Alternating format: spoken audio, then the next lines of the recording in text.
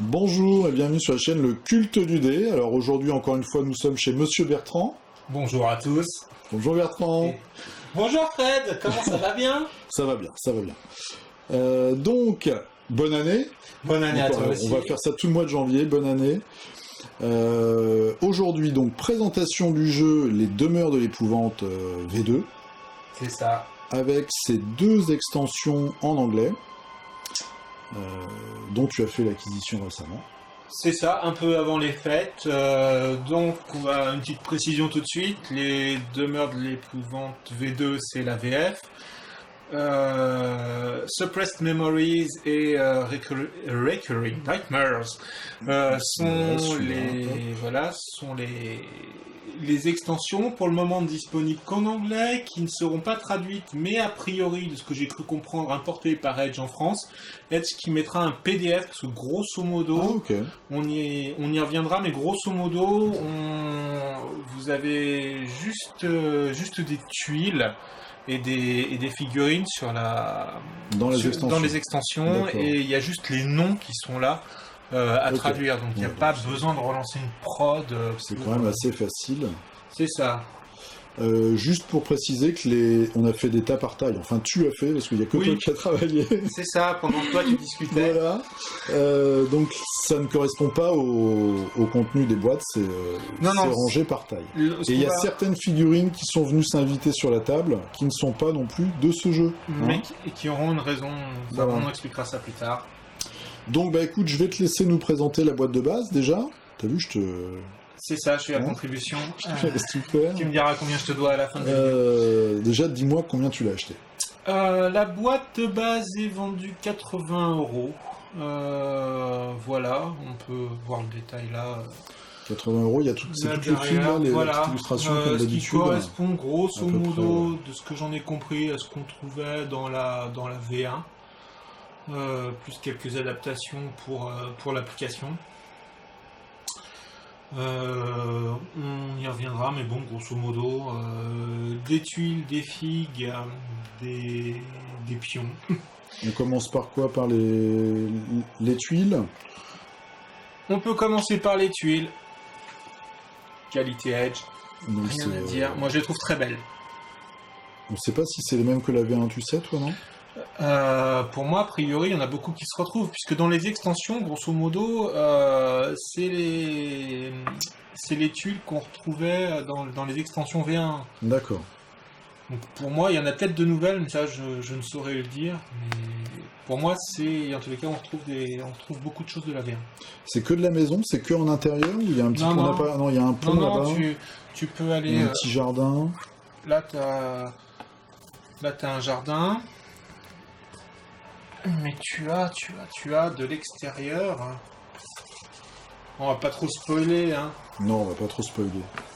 Mais tu as de l'extérieur avec la forêt. D'accord. Celle-ci. Une grange. Voilà. Ok, bon. Il y a tout un tas d'endroits en fait. Exactement. Donc il y a de l'extérieur. On ne jouera pas que dans... Et dans la boîte de base, t'as que le manoir, tu te souviens ou pas?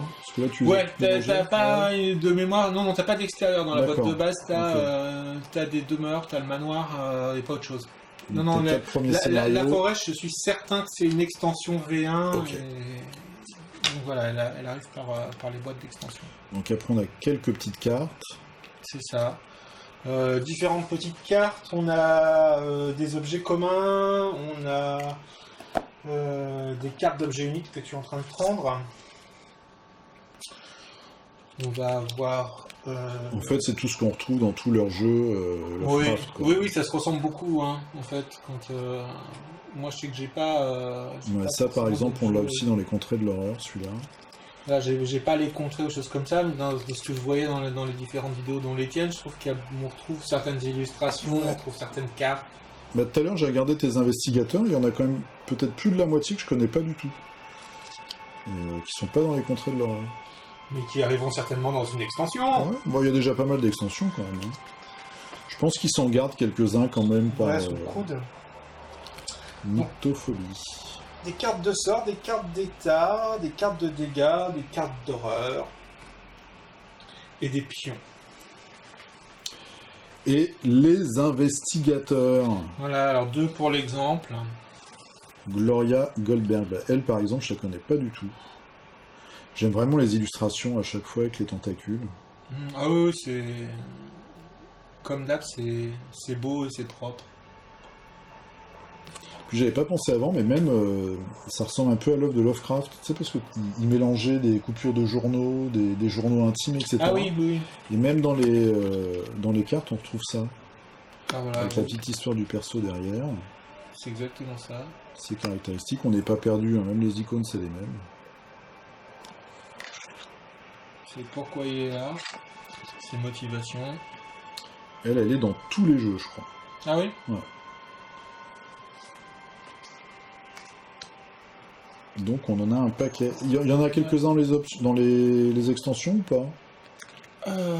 Oui, de mémoire, oui, il me semble bien. Je sais pas. Laisse-moi 30 secondes, je te le dis. Hop. Tu n'auras même pas besoin de 30 secondes, la réponse est oui, monsieur.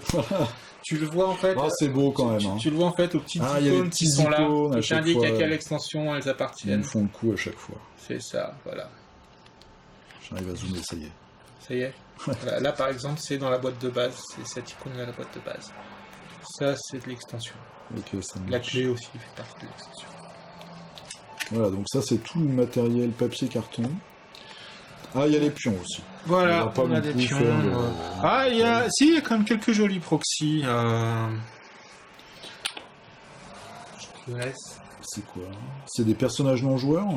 C'est des personnages qui vont intervenir, donc tu ne retourneras pas parce que derrière il y a leur nom et éventuellement du texte. C'est des personnages qu'on va retrouver dans les scénarios et dans les demeures. Ah ok, ils sont très chouettes. Oui, c'est pour ça que lui c'est... si j'arrive à faire le point... Lui on l'a aussi dans les demeures, dans les contrées de l'horreur. Ok. Donc il y en a un bon paquet. Tu as encore un autre paquet de jetons ici. Voilà, bon, ensuite des cartes. Des trucs classiques. On peut mettre le feu aux demeures. C'est vrai. Ah oui, il y a propagation du feu, il y a même, a priori, il y a même des conditions de victoire qui pourraient y être liées. Et là, vous n'avez plus de lumière. Magie. Quelques petits dés, avec un signe des anciens et des... Que voici, que voilà. Hop. Des à 8 faces. Ouais. Un grand classique aussi en termes de symbolique. Hein. Ouais. Tu l'as, toi, le jeu, là tu sais, avec les petites cartes où il faut faire des... Ah, alors, je le possède sur tablette Elder Sign, aussi des anciens. Voilà, tout à fait. Oui, l'application est très réussie. Ah oui ça... Ouais. J'ai joué un peu sur iPhone, mais... Mais il faut y jouer sur tablette, moi je trouve que c'est plus sympathique. Et d'ailleurs, l'application des Demeures de l'épouvante reprend des musiques qu'il y avait déjà dans Elder Sign, et qui sont très réussies, il faut le souligner. Bon, maintenant on va passer à tes copines. Mes copines, les figurines. Bah, on va commencer par les choses bien. On va commencer par les choses bien.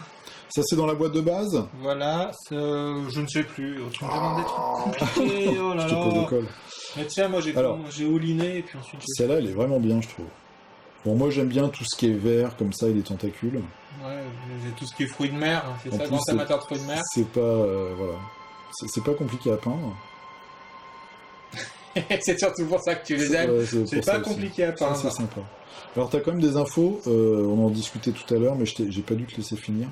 Il y a quand même des infos sur le socle. Voilà, comme sur la V1, on peut mettre une petite carte en dessous avec des infos qui sont sur le socle. Et pour des raisons qu'on évoquera un peu plus tard, je vais les enlever. Je trouve que ça va être plus intéressant de jouer sans les infos sur le socle. Alors, suivante, je te laisse... Oh, la suivante, allons-y. Alors celle-là, c'est un concept, hein. Je sais pas ce que c'est. C'est variation autour d'une grosse noix, peut-être. Le plus horrifiant, le sujet. Cet énorme monstre. Ouais, mais bon, on sait pas ce que c'est quand même. Si, tu as le nom qui est ici. Abomination de Dunwich. Ah ouais, d'accord. Ouais. Non, je sais pas. Il y a des bonnes idées, mais les pattes, hein, quand même, ça fait un peu tuyau, quoi. C'est ça. L'idée de base est bien, mais effectivement, t'as un peu l'impression que Super Mario est pas su mettre des tuyaux autour, un truc comme ça. Moi, c'est Lovecraftien. Hein. Ça n'a pas trop de sens. T'allais dire le contraire?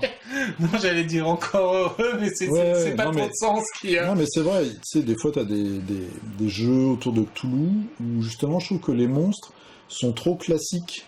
Ah, je m'approche trop des. Alors que lui, quand il est décrit, souvent, il est décrit d'une façon assez incomplète. Oui, volontairement. Donc, celle-là aussi est pas mal. Alors, qu'est-ce que c'est que ce truc?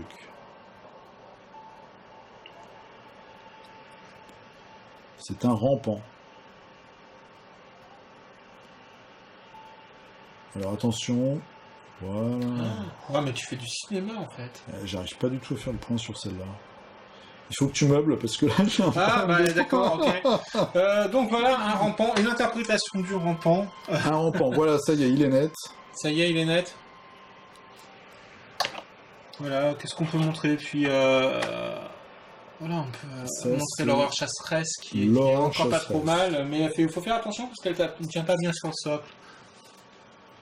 Bah déjà les socles, on va y arriver. Hein. Par contre les socles sont super moches quoi. Les socles sont moches.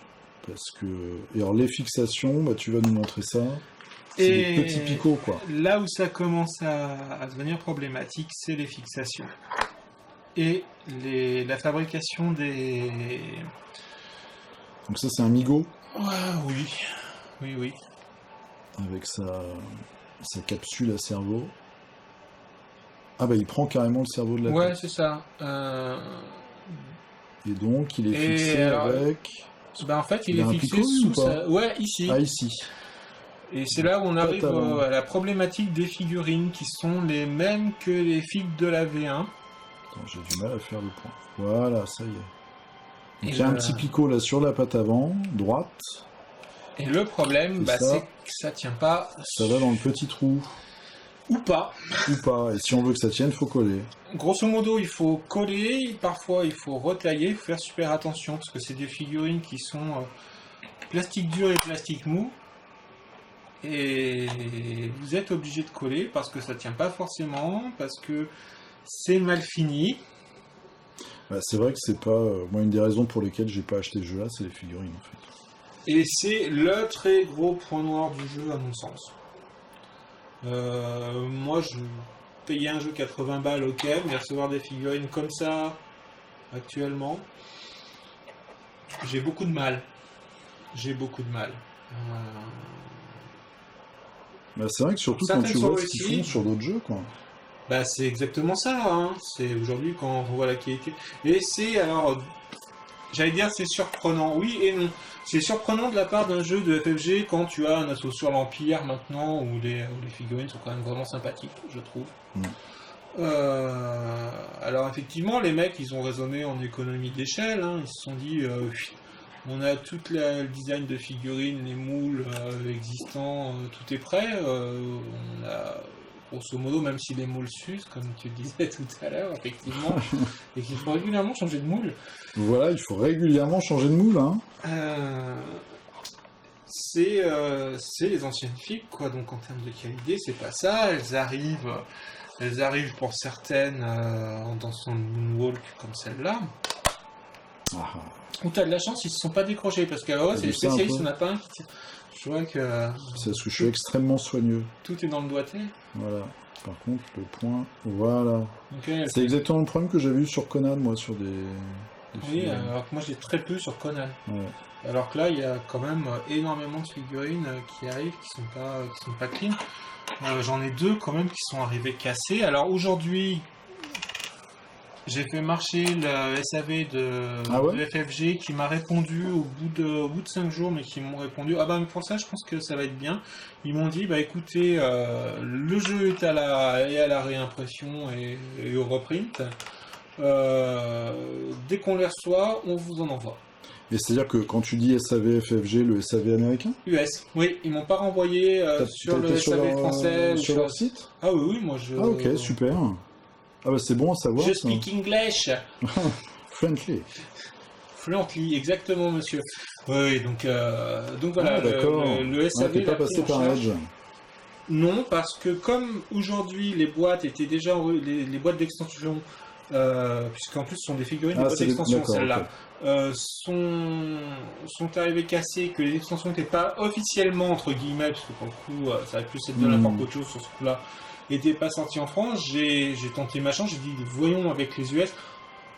Ensuite, on verra ce qu'ils me répondent. Là, voilà, ils m'ont dit c'est au reprint, on vous en envoie dès qu'on en reçoit. Tu les extensions US, tu les as achetées Je les ai achetées 50 balles, si c'est la question du prix. Non, mais tu les as achetées par quel truchement? Par le net. Par Amazon, un truc comme ça? Je suis passé par Amazon, il me semble, oui. Okay. Oui. C'est ça. Et donc, pour ça, typiquement, tu passes pas par le SAV d'Amazon. Voilà, et comme... oui, c'est pour ça, je voulais savoir si c'était passé par un gros magasin, tu vois, un truc... Mais on m'a même pas demandé la facture, hein, pour le coup. Ah oui, il y a les petits coupons à l'intérieur des boîtes. Mais même pas, non, les mecs, j'aurais fait une photo des 2 figurines... c'est bien. Clic-clac, et ça a été terminé, je leur ai dit, voilà... tu nous diras combien de temps ils vont mettre à te les envoyer? Bah oui, je te le dirai en même temps, est-ce que ça a beaucoup d'importance ou pas? Et je te rappelle que c'est au reprint, donc si c'est pas terminé, pour le moment ils en ont pas. Ouais, c'est vrai. S'ils en avaient, je pense que peut-être l'info serait intéressante en vous disant, entre le moment où vous contactez le SAV, le moment où t'as tout à fait raison. Mais c'est intéressant de voir le suivi qu'ils vont te donner. Par exemple, si dans un mois tu reçois rien, est-ce qu'ils vont t'envoyer un mail pour te dire voilà, il y a un délai, tu vois, c'est important. Non, je suis d'accord. Ce qui sera intéressant, c'est quand on va savoir, parce que moi je suis relativement à l'activité FFG Edge, quand on va savoir que le reprint est dispo, oui, tout à fait. C'est là où il va falloir enclencher le chronomètre. Les mecs, moi, ils m'ont mis très clairement dans le mail, ils te mettent, c'est en reprint, votre mail, il est conservé, il est dans notre liste des choses à traiter au SAV, dès qu'on les reçoit, ce sera traité. Ça, c'est intéressant de savoir. On en parlait tout à l'heure un petit peu, là, du SAV et des livraisons. Et c'est vrai que c'est aussi très important. Donc voilà, moi je suis extrêmement déçu par les figues, enfin, quand même...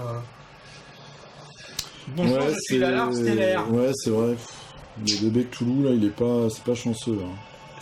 C'est quand même pas GG. Et puis c'est pas bien aligné, hein, tu disais, il y a toujours une jambe qui se balade. Ouais, voilà, il lève la patte. C'est vrai que les ailes, elles sont à moitié fragiles, à moitié dures. C'est ça, donc quand même, t'as même la trouille d'essayer de la redresser parce que t'as peur que ça casse. Ouais. Parce que lui, sa position normale, en fait, c'est comme ça. Donc les ailes sont un peu plus ouvertes. Ouais, mais est-ce que tu vas prendre le risque d'aller les ouvrir? Moi, j'aurais même eu tendance à essayer de les ouvrir carrément, en fait. Ça prend plus de place, mais c'est plus monstrueux, quoi.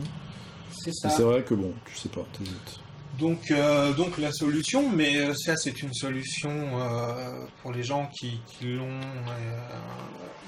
c'est de... C'est pas très beau, quoi. C'est d'aller utiliser les figues de Cthulhu Wars. Voilà. Et je pense que c'est encore plus rigolo, si on le joue à l'échelle. Tu vois, tu peux prendre un investigateur ici. Et tu le joues à l'échelle. On va le mettre. Ça, je sais pas si c'est carrément Shub-Niggurath. Ouais. Et voilà, viens dire bonjour à papa, quoi. Et c'est vrai que ça, c'est pareil, c'est un jeu. Moi, c'était, il fallait quand même un certain budget. Cthulhu Wars. Dis l'homme qui a hésité à Kickstarter Kingdom Death, bien sûr, c'est un certain budget. Non, mais c'est vrai que c'est un gros budget, ça fait partie des jeux bien très sûr. Chers. Ah non, mais si tu le all-in, il te coûte. Et les figurines, je les trouvais trop jouets, tu vois, trop grosses, trop jouets. Et en fait, en les voyant comme ça, elles sont quand même bien finies. Et c'est vrai que tu as des gens sur le net qui font une peinture très sombre. Ouais. Et assez malsaine, et ça rend vraiment bien. C'est exactement ça, c'est un peu leur future destinée de cette année. Ça rend vraiment bien. Peut-être d'ailleurs qu'on fera une vidéo, j'ai trouvé qu'il n'y avait pas énormément de vidéos sur Cthulhu Wars en français. Ouais, il y en a sur la chaîne de Gors. Ouais, exactement, je les cherchais tout à l'heure.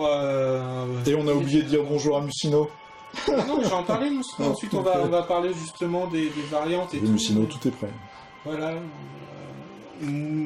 Avec qui on va aller boire un pot ce soir, regarde, on voilà. va l'afficher un peu, tu vois. Tout à fait. Voilà, on lui propose de l'alcool, mais... il ne boit pas d'alcool. Il ne boit pas d'alcool. Et donc ouais, voilà, donc ça, de la pub tout voir, ça me fait aussi montrer, tiens, cultiste, histoire de se faire une différence. Enfin, c'est pas la même qualité, c'est pas tout à fait la même échelle, c'est pas le même rendu. Ouais, donc c'est vrai que là, ils ont recyclé, quoi. Hein. Là, on peut le dire carrément, il n'y a aucun mystère. C'est ça, ils ont tout recyclé. Donc en fait, ils nous font payer l'appli, quoi. C'est exactement ça, et c'est quelque chose qu'on n'a pas forcément beaucoup entendu sur le net. On a entendu beaucoup les gens gueuler par rapport à l'appli, au nombre de scénarios, et on va y venir tout de suite après. Maintenant, une appli, ça coûte de l'argent derrière. Il faut des gens pour la coder, il faut des gens pour la tester. Vite fait, on fait des petits plans pendant que tu discutes. On peut faire des petits plans, voilà. C'est bien, c'est bon, on va pas voir les traces de doigts, on va le dire tout. On voit pas de traces de doigts. Donc voilà, ça c'est l'appli en français. Vas-y, passe les premiers écrans et puis tu discutes. Alors, je vais juste montrer, voilà, dans l'appli, vous pouvez indiquer votre collection, ce que vous possédez ou pas de la V1 première édition ou de la V2. Donc moi aujourd'hui, je suis le possesseur de ces trois-là, donc il va me débloquer le nombre de scénarios auxquels je peux jouer en fonction de ce que je possède. Donc aujourd'hui, je peux jouer aux 6 scénarios disponibles. Donc c'est 4 scénarios avec les Demeures de l'épouvante deuxième édition, et ensuite vous avez un scénario sur Cauchemar récurrent, un scénario sur Souvenir refoulé, sachant que aujourd'hui les 2 scénarios des extensions ne sont pas encore traduits en français. Ils vont l'être par Edge a priori. Ouais, c'est marrant parce que là, le sous-titre était en français d'ailleurs. Maintenant, ça bouge beaucoup. Bah oui, mais en fait, parce que les mecs, quand ils ont traduit l'application, c'était déjà intégré dans l'application, donc ils ont déjà intégré ce qu'ils avaient. Enfin, je pense que c'est ça. Ensuite, ça a bougé pas mal, puisque Edge vient de se faire racheter par Asmodée. Donc voilà, nouvelle partie. Donc on verra ensuite le destin. Moi je suis pas extrêmement inquiet sur le devenir de Edge et de la distribution et de la traduction FFG. Donc voilà, les différents scénarios. De toute façon ça rapporte tellement d'argent qu'il n'y a aucun... Peut-être sur des petites extensions qui vendent moins bien que les autres, ils font pas de traduction, mais sinon... Donc voilà. Là, on est en anglais. Hein. On vous indique que c'est actuellement disponible. C'est ce que tu me montrais tout à l'heure, la difficulté là, elle est au maximum. Ah, celle-là, elle a l'air quand même bien compliquée. C'est quelle boîte, celle-là? De 2 je ne sais pas. Si ça se passe à l'extérieur, ça doit être le Suppressed Memories. Celui-là. Hop là. Il y a des chances. Et peut-être je dis une bêtise et peut-être on sera insulté. Voilà, mais c'est pas grave. Mais c'est pas grave, hein, c'est comme d'hab. Parce qu'on est des adultes responsables, donc ça... Voilà. Ça, non, je croyais que c'était parce qu'on était des adultes irresponsables que ça marchait bien. Bouger l'autre. Voilà, le culte du Sentinelle. Ah bah non, voilà, tiens, tac, ça doit être... ça, c'est Suppressed Memories, a priori. D'accord. Bon. Voilà, et la clé doit indiquer Recurring Nightmares, si je dis pas de bêtises. Voilà, celui-là. Donc voilà, tu vois les petites icônes, toujours. Ouais, toujours fait. Et la nouveauté de le petit DLC à 5,49€. C'est traduit ça ou pas? Parce que là, je vois que c'est en Pas encore. D'accord. C'est indiqué, voilà, pas encore. Ok. Alors maintenant, justement, parlons peu, mais parlons bien. Voilà, qu'est-ce qu'on achète quand on achète les Demeures de l'épouvante? Quand vous achetez la V2, vous achetez donc des tuiles superbes. Très belles tuiles. Matériel, les cartes... Rien à dire non plus, les proxys, il n'y a pas beaucoup de cartes, sont très bons. Il n'y a pas énormément de cartes. Puisque en fait l'appli gère tout ce qui prend la place des cartes. Enfin, il n'y a quand même pas énormément de cartes. Par rapport à d'autres jeux FFG, il y a pas d'accord. Alors là, je ne sais pas comparer. Je ne sais pas comparer. Très très bonne qualité de tuiles, bonne qualité de cartes, belles illustrations, il y en a à dire. Les figurines, c'est beaucoup moins ça. Ils auraient pu faire des tokens. Ça aurait été moins cher. Personne en disant dites donc vous pourriez pas nous. Et voilà. Maintenant ce que tu achètes, voilà, tu achètes un jeu qui vaut 80€. On te refile des défis, voilà, qui sont pas dans une qualité démente et qui sont pas forcément toutes réussies. Mais après, par contre, je t'interromps juste et après je te laisse parler. Ouais. Au moins tu les connais. Puisque c'est les filles de la première édition. Ah ouais, mais t'as pas de surprise, tu sais que c'est mauvais. Mais je sais pas, quand la première édition est sortie, peut-être qu'à l'époque, alors là pour le coup, moi j'étais pas du tout. Non, c'était pas des bonnes figues déjà, c'était vraiment des figues de plateau, voilà. Okay. À l'époque où les figues de plateau étaient bien plus mauvaises que les autres. Voilà, donc alors que maintenant en plus on sait que FFG sait faire des figues vraiment sympas, quoi. Enfin, donc tu achètes une application, parce que dans les 80 € que te coûte le jeu, tu achètes une application qui est gratuite. Elle est gratuite, enfin, elle est téléchargeable gratuitement, mais tu la payes dans le prix du jeu, et tu payes 4 scénarios. Et ensuite, c'est toujours la même question, c'est quel est ton rapport à l'argent, quel est ton rapport à l'argent et à ce que tu achètes. Si tu te dis, j'achète Les Morts de l'Épouvante avec 4 scénarios, éventuellement rejouable. J'ai pas encore d'avis là-dessus. Il y a des gens qui ont l'air de dire qu'il y a quand même des choses qui changent beaucoup sur certains scénarios. Mais partons du principe, puisque en plus aujourd'hui il y a quand même une mode du jeu entre guillemets jetable ou jouable une fois, comme le Time Stories. T'as 4 scénarios, ça te fait 20 € le scénario. Tu as payé ta boîte 80. Tu mets 4 joueurs autour de ta table. Ça te fait 5 € le scénar par joueur, quoi. Ça te fait moins cher qu'une place de ciné pour un truc qui va te durer entre 1 heure et plus de 4 heures, parce que les derniers scénars les plus difficiles, ils les annoncent à 150 minutes, des retours qu'on semble avoir, c'est un peu plus long que ça. Voilà, c'est vraiment ton curseur, où est-ce que tu mets ton rapport. Est-ce que pour toi, tu dois avoir absolument plein de matos top, voilà, je t'ai payé ton jeu cher, donc est-ce que tu veux plein de matos top, ou est-ce que tu acceptes que ce soit moins bien sur certaines choses, mais par contre derrière tu as une appli. Moi l'appli elle vaut le coup, elle vaut le coup au moins pour 2 choses. Elle vaut le coup parce que pour jouer en solo c'est super. Moi j'ai commencé à le faire, j'ai pas encore beaucoup progressé, j'ai commencé à y jouer, mais je trouve que voilà, en solo ça le fait bien, t'avances, t'as un compagnon solo qui te dit quoi faire, ça devient vachement bien. Là où j'ai des... Tu m'interromps, si jamais t'as des questions et tout, parce que là je te fais un super monologue. Je t'écoute. T'endors pas. J'ai trouvé un truc avec des tentacules, alors tu sais, moi je suis content. Faudra que je t'explique un jour que Lovecraft a été chansonnier, qu'on ne sait pas. Et donc oui, j'en étais au solo. Très bien pour jouer en solo. À 4, pour moi, si tu poses la tablette au milieu de la table et que chacun joue et utilise la tablette à son tour de jeu, ça marche pas. Ouais, c'est chiant. Je l'ai pas testé, mais ça marche pas par rapport au tour de journée en solo. Je pense que ça casse le rythme, ça casse la surprise et ça crée pas l'ambiance. Par contre, il y a vraiment une alternative à ça, c'est que tu mets 4 joueurs autour de la table et que toi tu gardes la tablette et tu fais l'overlord. Tu montres pas aux joueurs ce qui se passe sur la tablette, c'est-à-dire que tu fais ta mise en place, tu leur montres, tu mets tac tac, tu suis ce que te raconte la tablette et tu gardes le son, parce qu'il y a des effets sonores aussi quand on rentre dans une pièce, quand on tombe sur un monstre. Tu leur donnes pas les points de vue du monstre, etc. C'est ça, tu vires les cartes sous les monstres, c'est vous trouvez ça, qu'est-ce que vous faites, vous allez le tuer, on sait pas combien il a de points de vie, donc tu augmentes le stress, parce que on y va pas, ouais on est en début de partie, peut-être qu'on va pouvoir se le faire, ouais ou peut-être pas.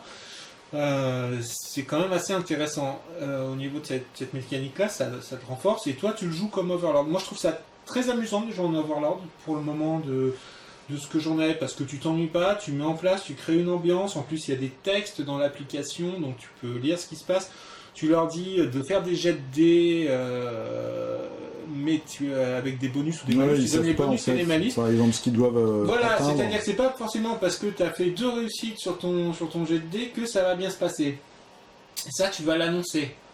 Ils vont pas le savoir, donc pour le coup, tu leur enlèves les infos sur les cartes, et par conséquent, je pense que tu augmentes l'ambiance et ouais, tu te rapproches plus du jeu de rôle, quoi. Tu es plus maître de jeu, et pour le coup, comme ils savent pas où ils avancent, où ils vont finir, et voilà, ils ont un objectif de mission, ils rentrent dans la demeure et ils savent pas. Est-ce que t'as pas peur de t'ennuyer? Parce que en fait, si tu fais ça en tant que maître du jeu, c'est l'application qui décide du scénario pour toi, et même des monstres pour toi. Tu vois ce que je veux dire? Toi, t'as pas beaucoup de customisation en plus perso à amener. C'est ça, c'est-à-dire que moi ça me gêne pas, j'aime bien le faire. Là, tu fais que raconter l'histoire en fait, c'est déjà bien. Hein, mais on est complètement d'accord.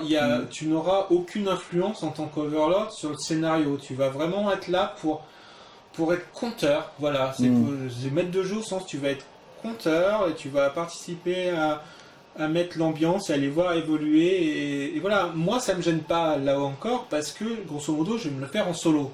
Ouais. Grosso modo, je vais explorer. Et puis c'est un autre avantage, c'est que je vais aussi pouvoir avoir une certaine rejouabilité, parce que si je fais jouer les scénarios à plusieurs personnes, je vais voir, oui, effectivement, oui, non, ou pas, ou bien, ou qu'est-ce. Et puis tu vas savoir un peu les moments tendus. Et puis je vais connaître les moments tendus. Pour pouvoir les accentuer, etc. Exactement. C'est comme je sais ce qui va se passer, on va pouvoir un peu forcer le trait. En fait, tu vas enrichir l'expérience de tes joueurs.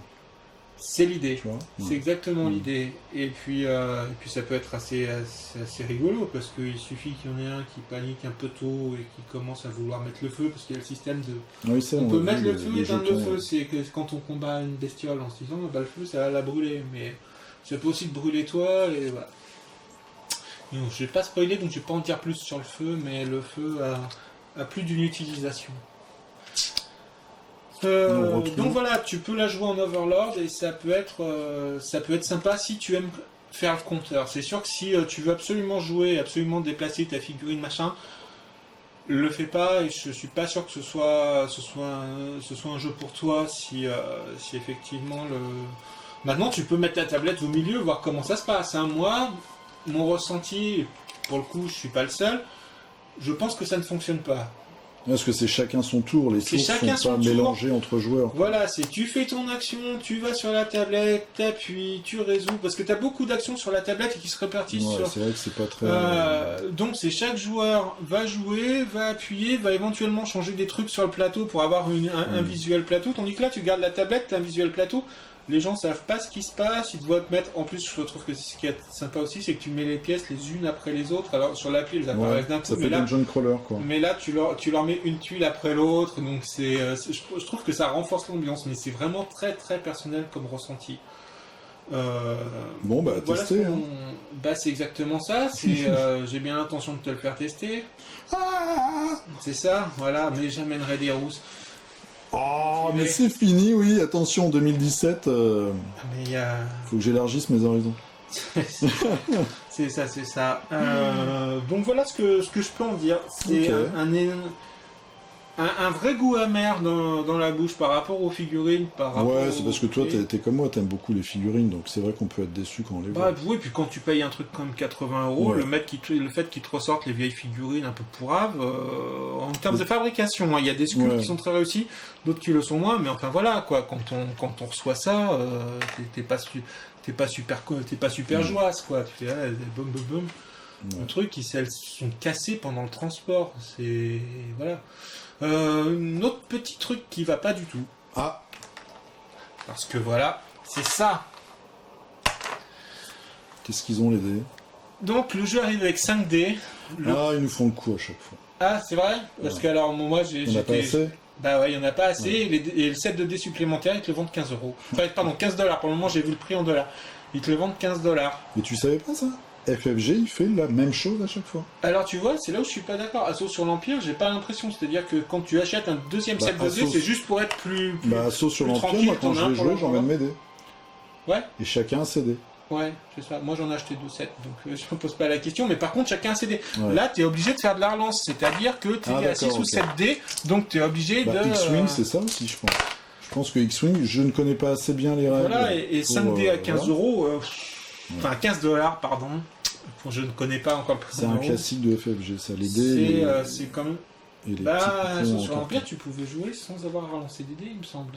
Ouais, mais quand tu joues en escarmouche, par exemple, c'est très vite galère d'avoir un seul set de dés. Non, je suis d'accord, hein, t'as vite besoin. Là typiquement, les mecs, ils te vendent le jeu en sachant que 5, ce sera pas suffisant. C'est ça qui me gêne. Ouais. Alors, je veux bien que, en ce moment, le cours du dé soit extrêmement élevé. Maintenant... Bon, mi-figue, mi-raisin, donc reste à savoir en le testant complètement si le jeu est vraiment très bon. Et puis s'il est très bon, ça vaudra son argent, quoi. C'est ça, c'est exactement ça. Et vraiment, je pense que le point important, c'est faites très très attention si vous voulez jouer avec l'application et à 4 joueurs au milieu de la table, ça risque de coincer. Pour le coup, on peut vous inviter à regarder la vidéo de l'ami Moussino, qui est pour vous faire un avis. Non, t'invites pas les gens, toi. Si, je te laisse faire, attends, j'en ai parlé. Mais moi, je le remercie. Tout à l'heure, je me suis inquiété. Je le trouve extrêmement, c'est extrêmement agréable d'avoir des... Donc, touche chez Je Découvre. De toute façon, on en parle tout le temps, on est tout le temps ensemble. Mais non, mais je lui fais de la pub, comme ça, il va m'offrir un set 2D, et puis voilà, on n'en parlera plus, bah tiens. On en parlait pendant le dernier hangout aussi de la loge, c'était exactement ça, les one-shots, et c'est vrai. Mais Time Stories, par exemple, moi j'étais un peu critique aussi sur le prix de la boîte de base, parce que c'est vrai que Time Stories, quand on a fait le scénario ensemble, ça coûte 20 € à 4 pendant 4 heures. Franchement, ça coûte rien au final. Mais c'est ça, ramène-le au nombre de joueurs. Et puis après, tu le revends ou tu le prêtes. Moi, c'est ce que j'ai fait. J'ai revendu. Là, tu l'as revendu, voilà. J'ai revendu toutes mes extensions. Alors, je vais rien spoiler du tout, mais grosso modo, il y a des cartes où avec ton téléphone portable, à un moment, il faudra prendre des photos parce que c'est dans la méta-histoire. Ah oui, c'est vrai, t'as des cartes tu fais un scan. en fait. Voilà, c'est ça. Donc, si tu veux le revendre, tu fais juste ou un scan, si tu as un scan, ou avec ton téléphone portable, tu te photographies la carte. Donc, au final, ça te coûte combien une extension quand tu l'as revendue? En gros, à la louche. Si tu veux bien. Alors. Il y a des gens qui revendent leurs extensions nickel à 18 €. Je sais pas s'ils arrivent à les revendre. Moi, je les ai passés à 15, je les ai immédiatement revendus. Donc ça te revient à quoi? 10 €? Entre 5 et 10 € l'extension? C'est ça, mais en même temps, c'est pour en racheter d'autres derrière. Donc, oui, bien sûr. Ah, tu peux acheter autre chose aussi. Oui, donc c'est vraiment pas cher en fait, ces extensions. Non. Et la boîte de base, on va dire que ça paye le système. Voilà, et l'autre truc bien, justement, pour les gens qui sont ou moins fortunés ou qui ont des budgets limités parce qu'ils achètent beaucoup de jeux, c'est que justement, l'avantage de ces jeux-là, c'est que tu arrives sur le marché de l'occasion, enfin le truc... ça part comme des petits pains. Ça aura été joué une fois, ensuite deux, trois... Enfin, je veux dire, t'as pas 50 parties avec des cartes blanches, donc t'as du matos de très bonne qualité que tu payes pas super cher et que tu peux faire tourner, voilà, ça a de la valeur à la revente. C'est pas mal non plus. Sur les demeures, je suis pas sûr. Tu sais, je pense qu'il va peut-être y avoir des extensions. Là aussi, sera pas revendu, les gens gueulaient. Moi, je suis pas sûr que sur les prochains DLC, ils n'utilisent pas des tuiles déjà existantes ou des tuiles qui vont te vendre. Je pense qu'il y a peut-être de la rejouabilité. Parce que là aussi, on me disait ouais, mais c'est bon, une tuile pour un scénario, c'est abusé, machin. Je suis pas sûr qu'ils puissent pas l'utiliser. Enfin voilà, s'ils sont un peu malins, et je pense qu'ils le sont, il y a des chances qu'ils fassent de la réhute de tuiles pour d'autres DLC hors extension et avec extension. Parce que tant qu'à faire de l'argent, autant bien le faire. Quoi. Ouais. Bon, on verra. Parce que aussi pour la petite extension, on va s'arrêter là parce que ça fait 38 minutes, mais la petite extension pour Descent, je crois que Moussino il en parlait déjà la dernière fois justement. Bah, ça n'a pas été très suivi dans le temps en fait. Ah oui. Ouais. Donc on va voir. Là, il doit faire aussi une appli pour Imperial Assault. Il faut qu'il se méfie parce que on verra bien comment tout ça se goupille. S'ils sont justement, mais il faut qu'ils se méfient de ça parce que s'ils continuent à vendre leur jeu cher, qu'ils font une appli et qu'ils la suivent pas derrière, plus personne va y aller. Hein. C'est vrai que là, t'es obligé d'avoir l'appli pour jouer. Ouais. Les scènes, t'es pas obligé, c'est un truc en plus. C'est vrai, elle était gratuite, plus ou moins gratuite, mais enfin oui, en tout cas, elle était téléchargeable gratuitement. De toute façon, d'un moment à un autre, enfin, dans des entreprises, et c'est logique, il faut bien que ton extension, elle soit financée d'une manière ou d'une autre. Bon, on va finir là-dessus. Voilà. Ouais, si. Ah si, le dernier truc et tout pour faire des potes. Bah si, attends, il faut qu'on se fasse des attention, potes. Hein. Ouais, c'est ça. Les gens, Edge, ils font de la traduction et ils mettent les jeux dans le circuit de distribution français. C'est pas Edge qui fabrique les jeux, c'est FFG. Et ça, vous avez le droit de gueuler sur les forums, de pas être content, d'être content aussi et de le dire parce que ça fait du bien. Ou le créateur, entre autres, et au chef d'entreprise aussi.